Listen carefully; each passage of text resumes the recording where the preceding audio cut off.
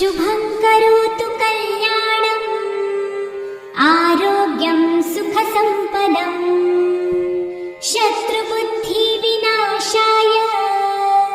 दीपज्योति नमोऽस्तुते।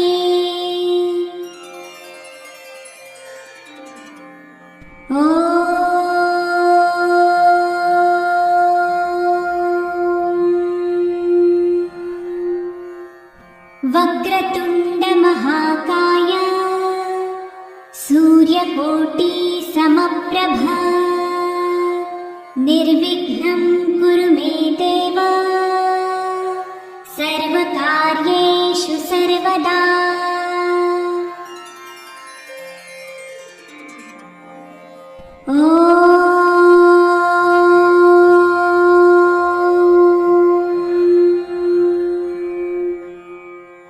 गुरुर्ब्रह्मा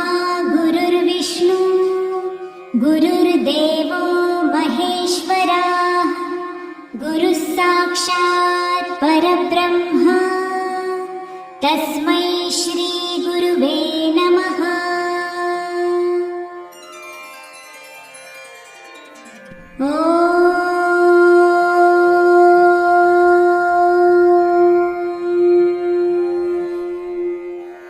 कृष्णाय वासुदेवाय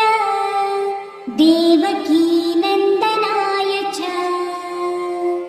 नन्दिगोपकुमाराय गोविन्दाय नमो नमः।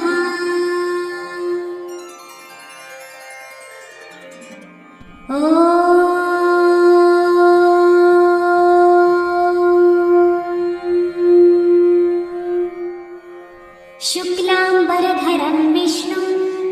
शशिवर्णं चतुर्भुजं प्रसन्नवदनं ध्यायेत् सर्वविघ्नोपशान्तये सर्वविघ्नोपशान्तये।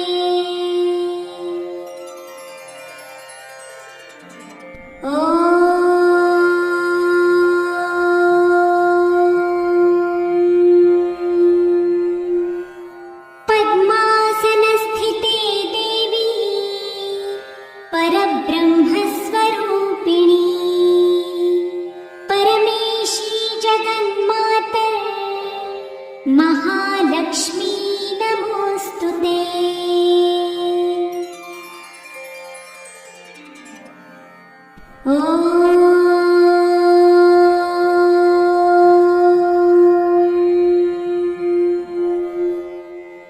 सर्वमङ्गलमाङ्गल्ये शिवे सर्वार्थसाधिके शरण्ये त्र्यम्बके गौरी नारायणी नमोऽस्तुते।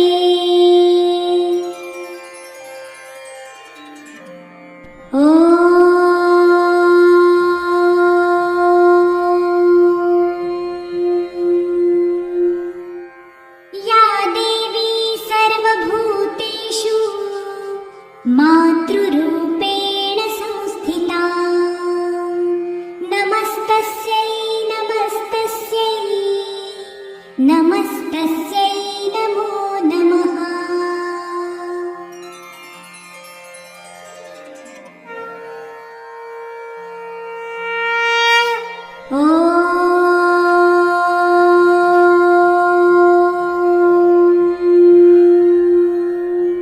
मनोजवं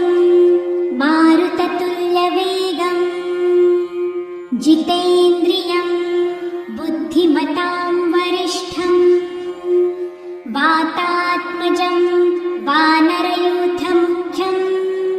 श्रीरामदूतं शरणं प्रपद्ये।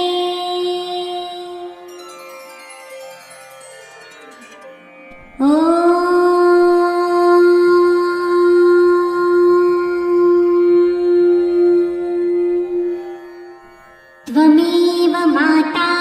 च पिता त्वमेव त्वमेव बन्धुश्च सखा त्वमेव त्वमेव विद्या द्रविडं त्वमेव त्वमेव सर्वं मम देव देव।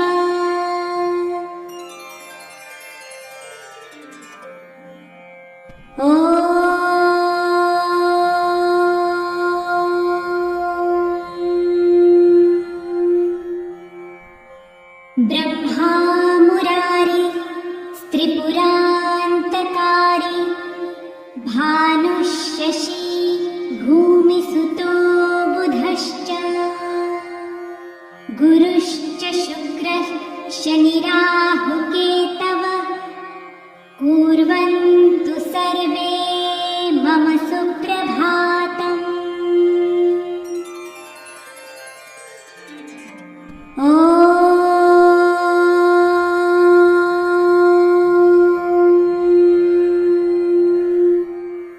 सर्वेषां स्वस्तिर्भवतु, सर्वेषां शान्तिर्भवतु, सर्वेषां पूर्णं भवतु, सर्वेषां मङ्गलं भवतु, सर्वे भवन्तु सुखिनः, सर्वे सन्तु निरामयः,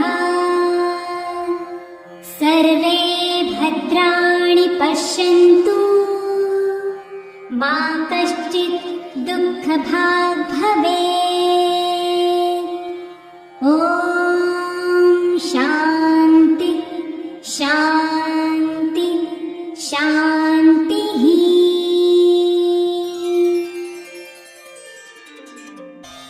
श्रीगणेशाय नमः। अस्य श्रीरामरक्षास्तोत्रमन्त्रस्य बुधकौशिकऋषिः श्रीसीतारामचन्द्रो देवता अनुष्टुप् छन्दः सीताशक्तिः श्रीमद्हनुमानकीलकम् श्रीरामचन्द्रप्रीत्यर्थे जपे विनियोगः। अथ ध्यानम् ध्यायेदाजानुबाहुं धृतशरधनुषं बद्धपद्मासनस्थं पीतं वासोऽवसानं नवकमलदलस्पर्धिनेत्रं प्रसन्नम् वामाङ्कारूढसीता मुखकमलमिलल्लोचनं नीरदाभम् नानालङ्कारदीप्तं दधतमुरुजटामण्डलं रामचन्द्रम् इति ध्यानम्। चरितं रघुनाथस्य शतकोटिप्रविस्तरम् एकैकमक्षरं पुंसां महापातकनाशनम् ध्यात्वा नीलोत्पलश्यामं रामं राजीवलोचनम् जानकी लक्ष्मणोपेतं जटामुकुटमण्डितम् सासितोणधनुर्बाणं पाणिं नक्तं चरान्तकम् स्वलीलया जगत्त्रातुम् आविर्भूतमजं विभुम् रामरक्षां पठेत् प्राज्ञा पापग्नि सर्वकामदाम् शिरो मे राघवः पातु भालं दशरथात्मजः कौसल्येयो दृशौ पातु विश्वामित्रप्रियश्रुति घ्राणं पातु मखत्राता मुखं सौमित्रिवत्सलः जिह्वा विद्यानिधिः पातु कण्ठं भरतवन्दितः स्कन्धौ दिव्यायुधः पातु भुजौ भग्नेशकार्मुकः करौ सीतापतिः पातु हृदयं जामदग्नजित् मध्यं पातु खरध्वंसी नाभिं जाम्बवदाश्रयः सुग्रीवेशकटी पातु स्कन्धिनी हनुमत्प्रभु पुरूरघूतमः पातु रक्षकुलविनाशकृत् जानुनी सेतुकृत् पातु जङ्घे दशमुखान्तकः पादौ विभीषणश्रीद पातु रामोऽखिलं वपु एतां रामबलोपेतां रक्षाय सुकृती पठेत् सचिरायु सुखी पुत्री विजयी विनयी भवेत् पातालभूतलं व्योम चारिणश्छद्मचारिणः न द्रष्टुमपि शक्तास्ते रक्षितं रामनामभिः रामेति रामभद्रेति रामचन्द्रेति वा स्मरन्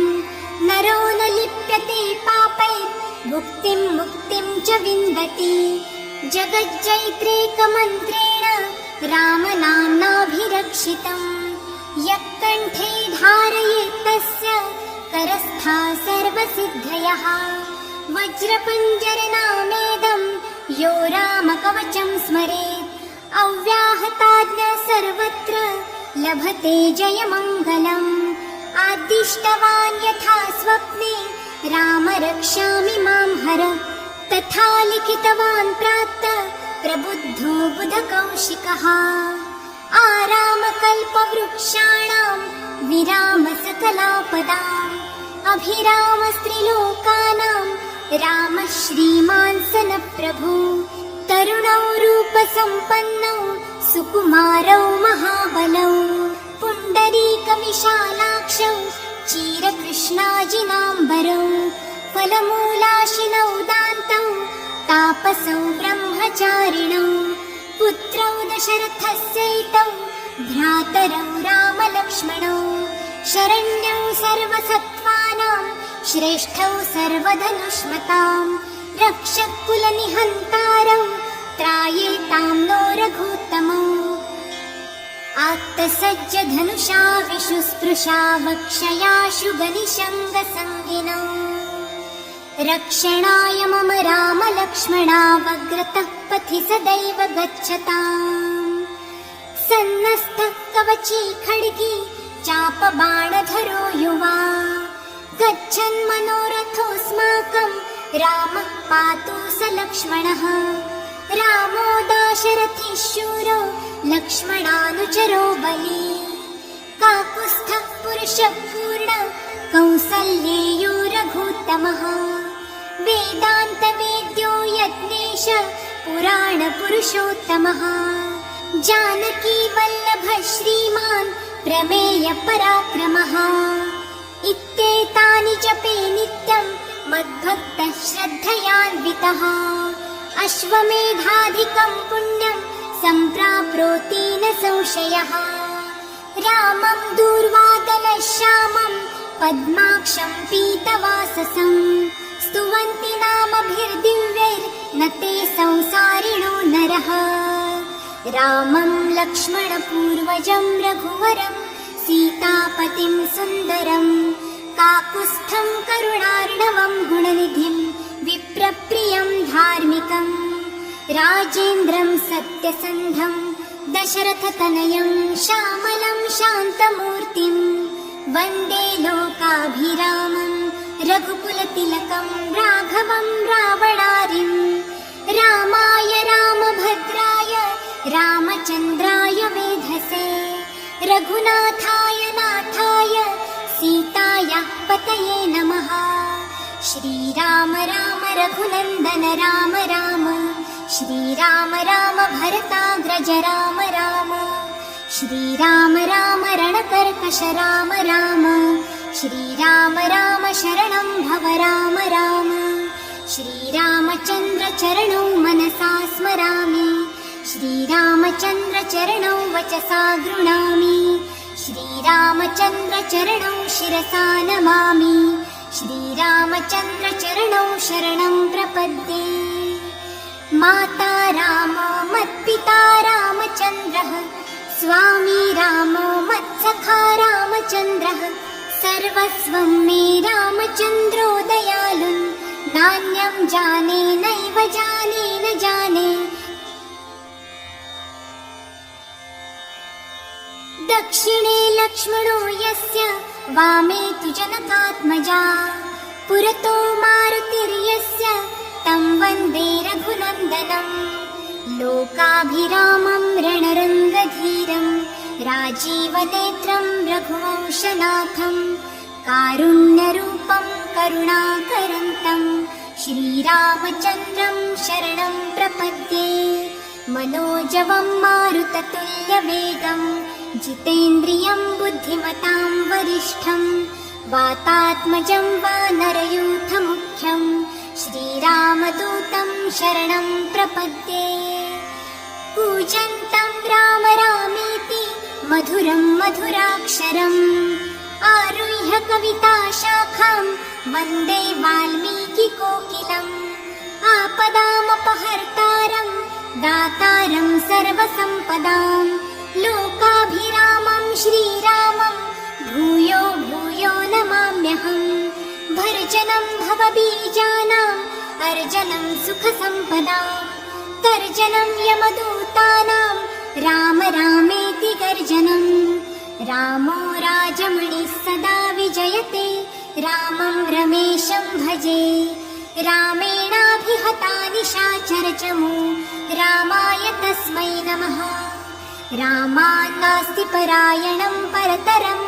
रामस्य दासोऽस्म्यहम् रामे चित्तलयः सदा भवतु मे भो राम माम् उद्धर राम रामेति रामेति रमे रामे मनोरमे सहस्रनाम तन्तुल्यं राम नाम वरानने इति श्रीबुधकौशिकविरचितं श्रीरामरक्षास्तोत्रं सम्पूर्णम् श्रीसीतारामचन्द्रार्पणमस्तु।